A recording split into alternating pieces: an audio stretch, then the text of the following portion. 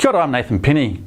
I'd like to start today by sending thoughts from my economics team and the wider Westpac agribusiness to all those impacted by Cyclone Gabrielle.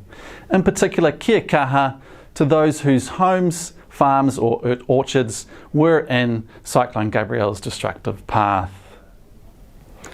Taking a step back, we know that the economic cost of these storms will be very severe, and therefore the recovery will also be very long. But at this stage, when we start to dig into the detail, we have more questions than we have answers.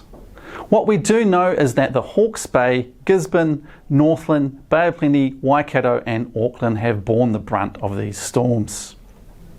So that means that it's the horticultural sector that's been particularly hard hit.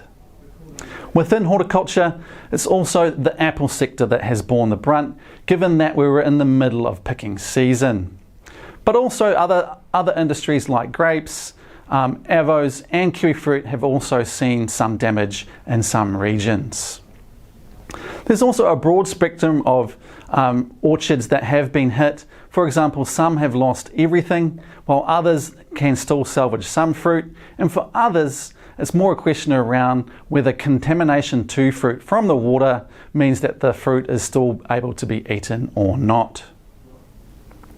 Turning to the sheep and beef sector, and while there have been some stock losses, it's more a question of around the damage or the extent of to farm infrastructure and broader infrastructure like roading and telecommunications.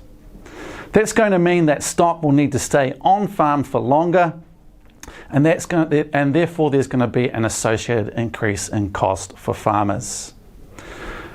Ironically, we're also hearing that water is becoming an issue on farm, with a lot of farms seeing damage to their bores and or their water pipes. Now, there was one bright spot in one of the hardest hit regions this week, in that in Wairoa, the meat plant there is scheduled to reopen next week. And in a way, that does symbolise the resilience of our sector and importantly our people. Kia kaha again, talk to you next time.